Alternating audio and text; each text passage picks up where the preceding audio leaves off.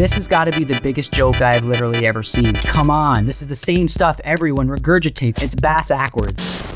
If you click this video, you're most likely looking for help with Amazon FBA, but you're probably extremely confused because there's so many different videos and so much conflicting information regarding this topic. So I did you a massive favor and I actually watched all of the largest Amazon FBA guys and all the largest FBA channels. And I've also used my decade experience of selling on Amazon myself to filter through all the noise and nonsense and to give you a very clear, concise answer. By the end of this video, you're going to realize why I recommend not relying on influencers and huge YouTube gurus to make your business decisions for you, especially with Amazon. If you want more insight and knowledge for someone like myself who's been doing Amazon almost a decade, make sure to subscribe to my channel and like this video and share it with anybody else you think would find value in. But let me get into it. Now, this really short video from Jats is not a bad place to start. One thing he's definitely right about is seasonal products. So when you're selling on Amazon, if you don't understand some products are only going to sell during certain time periods, lawnmowers and grass cutting items are most likely not going to sell in the winter, especially in Canada or northern United States. Pools and things like that, they're most likely only going to be selling around spring and summer. That was a good call. And you need to make sure you catch it a bit early. So if you're going to sell products that sell in the fall, start buying them in the mid to end of summer. So when you send it into Amazon, people are going to start buying it on time. The 30% profit margin or greater. When you're doing private label, I would agree that you need to have a very high profit margin because you're going to be spending on marketing and advertising. And this is the thing I do not like to do and I do not like to recommend to brand new sellers on Amazon because most of these guys do not disclose the information that's needed. The most important, which is how much is it going to cost you. If you want to have a full in-depth video just on the costs for selling on Amazon and the average cost for private label sellers, let me know in the comments below and I'll create a whole entire video just on that for you. Now, the no marketing method in selling products via wholesale is definitely the best way for someone who's brand new selling on Amazon to sell on Amazon because you do not have to have this totally separate budget just for marketing and advertising. You're just relying on items that are already ranked in selling on Amazon and just building a skill set around finding these products and finding winners and selling those. He talks about the best sellers rank and making sure the best sellers rank or BSR is under 100,000 for your competitors. You need to be able to have a product that will give you a good ROI. So a product that has a sales rank of let's say 90,000, it might be able to generate you a few hundred to maybe $1,000 a month. So I do not recommend listing items that have a sales rank of less than 40 to 50,000. Now, spending the time to find the cheapest suppliers, be it private label or wholesale and distributors, that is a very good piece of advice. The better price you can get, the better your margins are going to be. So that's good. Phone calls with suppliers. Not all suppliers actually need you to do a phone call with them. Some suppliers you can work deals with. Some suppliers, they cannot change their price. And some suppliers, if you try to call them and haggle them on price, can get a little emotional and take offense to that. But I've dealt with suppliers in the past where I try to, kind of haggle them down on price. And they're like, if you don't like our prices, take a hike. A big thing missing from this video is he talks about no software tools, no research tools, and it's just a very basic line of anything under 100,000 sales rank. You definitely need to get more specific. You're going to need to have more knowledge on this. Overall, some decent tidbits from that video, so I give this video a 5.5 out of 10. So next up, we have the Charlie Chang Amazon FBA full guide video. In this video, he actually describes it as an overview in the video, but the title is full guide. So which one is it, Charlie? One thing I'm happy about is that he is presenting the business as an actual legitimate business that takes time to build and not like a get rich quick or how much money I made in the first month type deal. A couple other key takeaways from this video is that 100% accurate on the prime shipping, sending in your items to Amazon FBA versus fulfilling them yourself. The very first thing most people will do, rather on the Amazon app or desktop, is click the little button that says sort by prime or prime only. Then it's going to be able to be delivered to you fast. But in the end, I again do not recommend following his suggestion to sell private label or use Alibaba. As someone who's brand new to selling on Amazon, this is the path with the most resistance. This isn't to steer you away from doing private label on Amazon. It is still a good model. There's just a better way to do it. The number one being reselling brand name items. These items don't require marketing. They don't require advertising. They don't require PPC. You don't need to work with Shine It and source from Alibaba. I had a product that I tried to launch via private label in my first couple of years of selling, and I had about $3,000 that I put towards that product. That product did not end up making me any money, and I lost all $3,000. I also had 150 units that I paid probably $1,400 for. So it was actually a loss of like $4,500 trying to do the private label method. Selling on Amazon via private label, buying from China, is not going to happen if you're starting with $3,000 or $5,000. If you do wholesale, you could sell the very first product you buy and have a profit and an ROI turnover almost immediately. So another few things about the Charlie video, he says that Amazon FBA can become a passive income Once you've done the work to get it established, it's not so much of a passive business unless one, you hire a done-for-you service to completely build it for you. That's passive. Otherwise, it is not a fully passive business. You're still going to be doing lots of work. So that's a little bit misleading. And here's the issue. He recommends selling the private label items. I recommend not selling that unless you're doing it via volume selling, which I have a video on the channel already for that. Definitely selling something that just popped into your head. A lot of people like to do that. They like to find an item. They think, oh, I think this thing could be really cool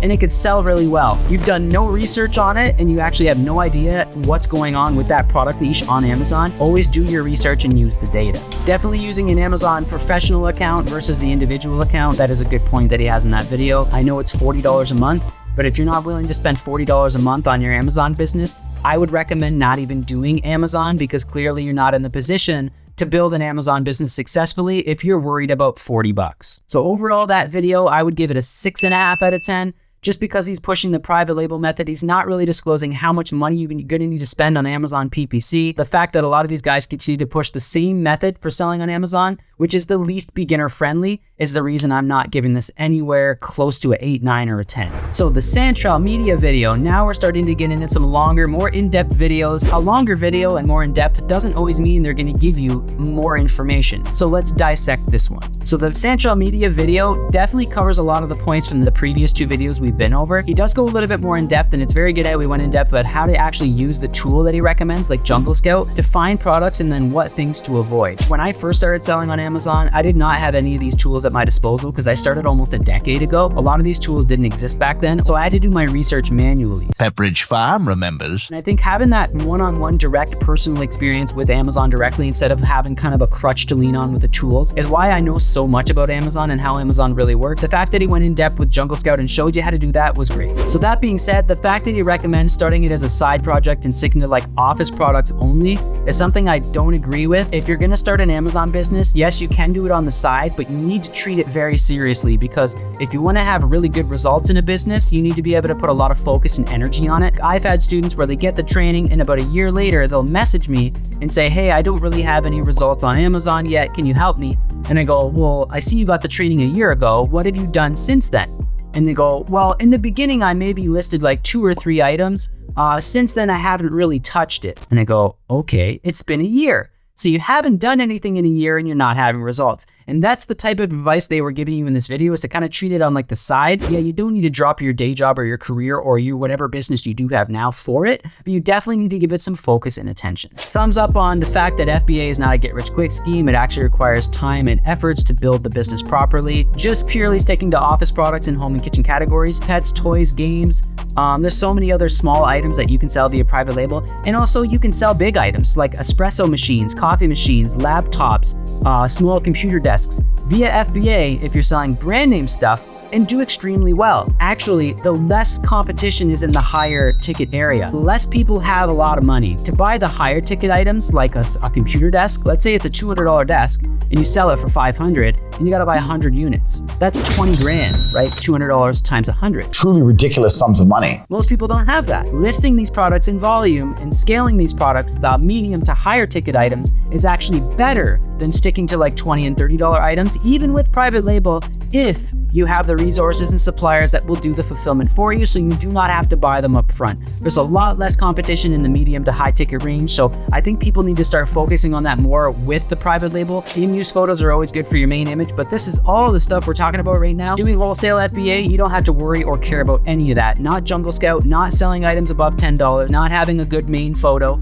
You don't have to worry about any of these points from this guy's video if you do the wholesale FBA method. Putting a customer service card in the box if you're doing private label and you send a product to avoid negative reviews. This is actually against Amazon policy and you can lose your store and your entire business doing this. So this is a really, really bad piece of advice. Temporarily sponsoring products to get more traffic and more reviews. This has got to be the biggest joke I've literally ever seen. The only way to get a private label product to sell on Amazon using the strategies that all these same people teach, the same regurgitated Alibaba China crap, is to spend a ton of money on advertising and marketing. So temporarily sponsoring a product and spending, hey, maybe $50, $100 to get more traffic and more reviews, not going to happen that way. You need to be ready to spend a lot of money, thousands of dollars per product, if you want to do well with this method, and that's again why I don't recommend it. And then we have his last point in the video, which was undercutting competitors to get more traffic and hopefully sales, and then raising your price later. And he does mention that it's risky.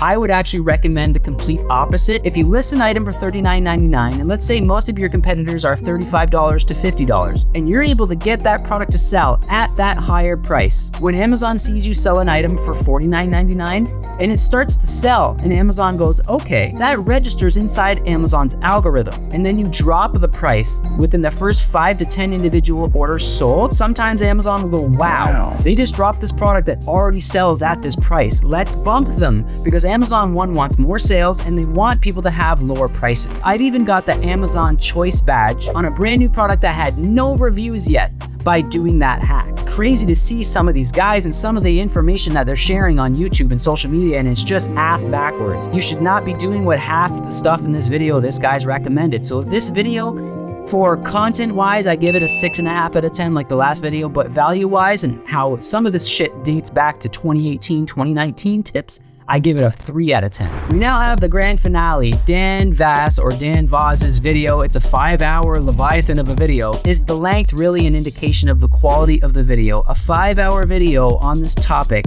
Well, we're gonna find out. So I can definitely appreciate the effort that he put into this video to help people, or maybe just to kind of give himself a boost in the YouTube algorithm. But his visuals are good, and he walks you through every single step of actually building the business. But again, he's recommending to stick to specific categories, and he's recommending to sell private label. Like, come on, this is the same stuff everyone regurgitates over and over and over again. All they know is what they learned in 2019. We're almost 5 years in the future. We need updated information. The costs associated are never disclosed up front. I'm going to give you the most value and the most information up front first, where you need it, before you make a decision. For a 5-hour long video, he definitely could have touched on brand name items, wholesale FBA. There's actually between 3 and 4 million products that sell every week to every day, depending on sales rank on the Amazon USA marketplace. And again, another thing people don't talk about is it saturated? Let's help people understand if it's saturated or not. They don't tell you. He recommends starting with, you could start with less than 1,000 with private label, not with what he's teaching. Jungle Scout has collective data from thousands and thousands and thousands of Amazon sellers that almost all do private label, and they've actually have a consensus of how much the average Amazon seller spends on advertising and marketing.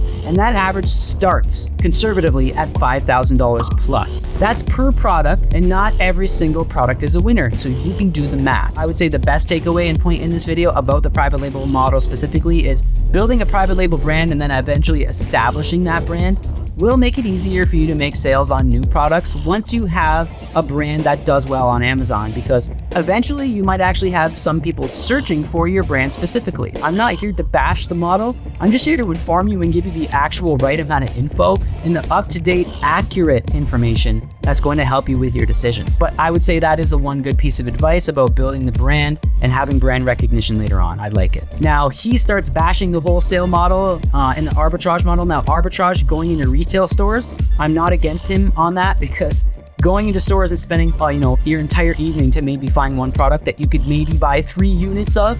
Arbitrage is okay for a brand new beginner to just learn how to sell a brand name item on Amazon, but it's not sustainable and it's not extremely scalable without starting an entire logistic operation, opening up a warehouse, buying the products from these retail, taking them to your store, going to every single retailer within a 100-mile or 100-kilometer radius and getting those same products, stocking them, and then selling them on Amazon. Like, listen to how much work that sounds. Buying from wholesale suppliers and reselling brand name items is how I've done over $10 million in revenue. With private labels, sometimes people might not make any money in the first year, depending how much money they spend on advertising and marketing. If you're doing wholesale, your very first product, if you learn from the right person and you get that stuff down pat, you got the science down pat before you even purchase your first product, you can make profit, ROI, on the first product you list. Private label versus wholesale, they are on par with each other, but when it comes to how can you make money faster, wholesale wins. How much money do you have to invest? Less with wholesale, wholesale wins. Do you have to spend any money on marketing and advertising at all? None with wholesale, wholesale wins.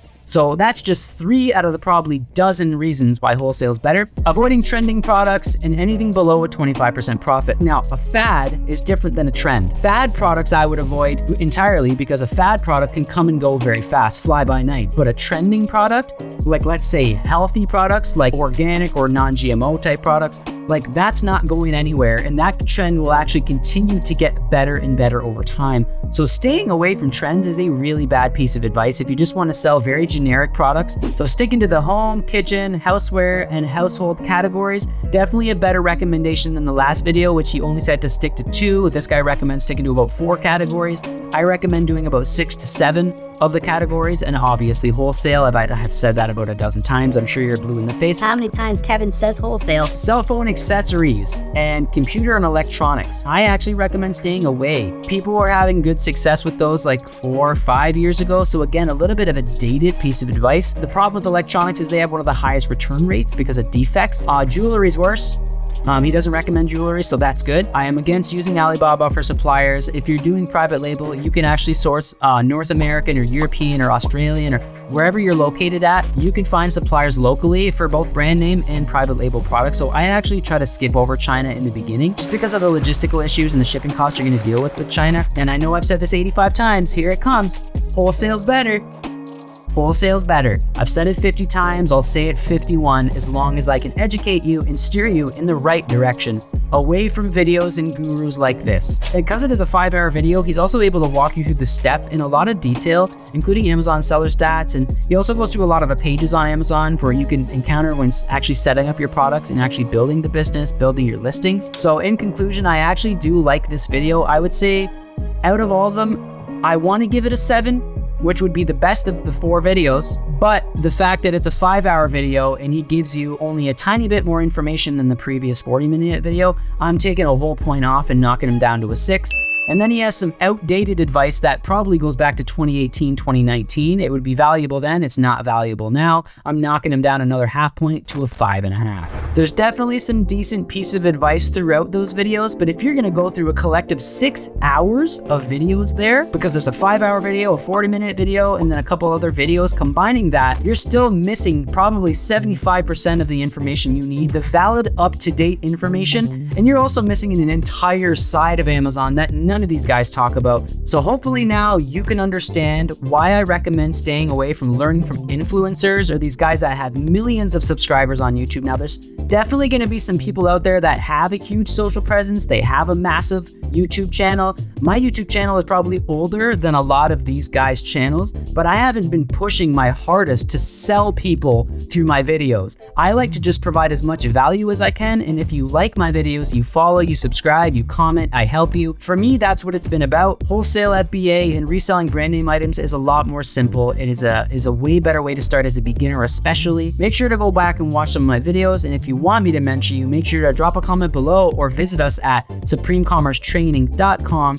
Send me an email. And another point is staying away from these YouTube creators who might be more focused on making a cool video and going off information that dates back to 2019 instead of what actually works now. If you want to have someone teach you who's been doing it for a decade and still does it today, I currently also run over 40 of my client stores for them, so I have to be up to date on Amazon. I have no choice because I'm in the trenches working it every single day. You can also reach out to me if you want to have all the heavy lifting done for you. And I want to thank you for watching, and make sure to like and subscribe if you did enjoy this video, and I'll see you next time. Cheers.